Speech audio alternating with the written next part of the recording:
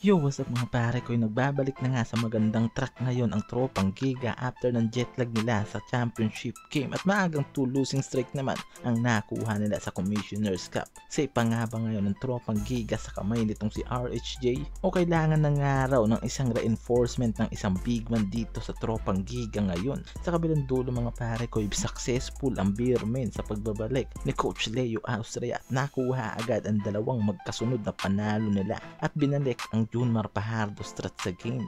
Yan yung mga pag-uusapan natin ngayon sa video na to. So after na mag-champion ng Token Text tropang Giga sa Governor's Cup, pagbalik nga nila sa Commissioner's Cup, bumungad agad sa kanila ang dalawang magkasunod na talo mula dito sa Northport. Nauna nilang nakalaban at ang Eastern sa pangalawa. Jetlag nga raw talaga ang inabot ng mga to. Nauna pa nga lang daw problema na ang dumating sa kanila, even na alam natin kung gaano kadominante itong si RHJ na nagbigay sa kanila ng pangalawang kampiyonato. Inamin nito na talagang nahihirapan nga siya sa conference na to dahil sa mga dambuhalang import na nakakatapat niya mula dito sa Northport at ang Eastern na pawang may mga big man sa roster.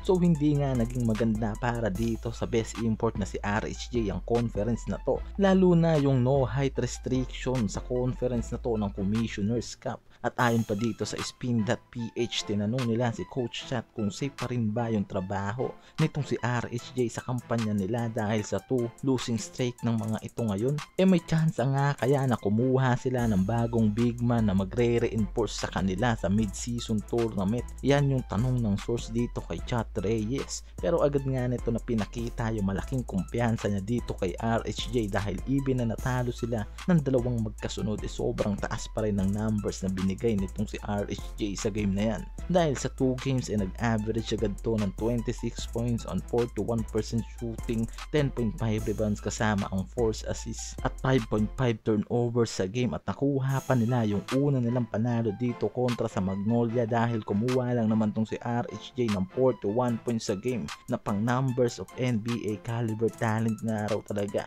yung binibigay nito si RHJ sa tropang Giga. Kaya very convinced pa rin dito si Coach Chat Reyes at walang planong palitan nga raw ang import na to kahit sa mid-season tournament at dahil nga lang daw sa mga injured player at problema nila ngayon pagdating sa frontcourt ang tinitignang problema ngayon ng tropang Giga at hindi dahil sa mid-size import nilang si RHJ. Sa kabilang dulo mga pare ko, maganda yung naging pagbabalik nitong si Coach Leo Austria para sa San Miguel Beermen matapos na makuha agad nito ang dalawang magkasunod na panalo nila sa conference na to. So ibinuhay nga raw nito yung 3 player na natitira sa date 5 ng SMB, Fajardo, Chris Ross at Lassiter.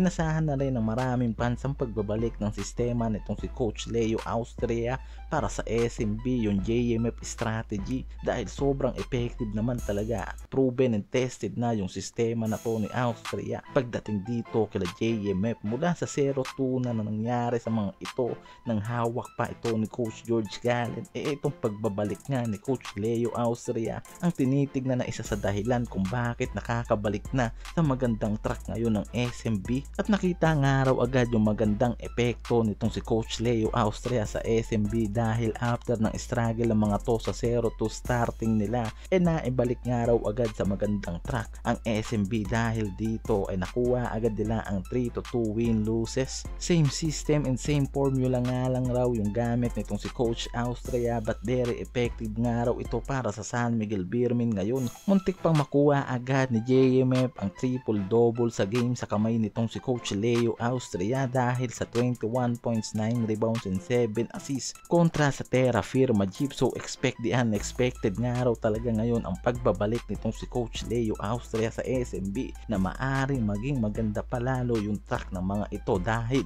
sa proven and tested na sistema na nga raw ngayon ang tatakbo muli dito sa SMB at hawak na nila ngayon ang 3-2 win-loses and hoping nga itong si Coach Leo Austria na magbabalik nga ang maganda nilang sistema lalo't ang main goal nga raw talaga ng mga ito makuha ang panalo every game.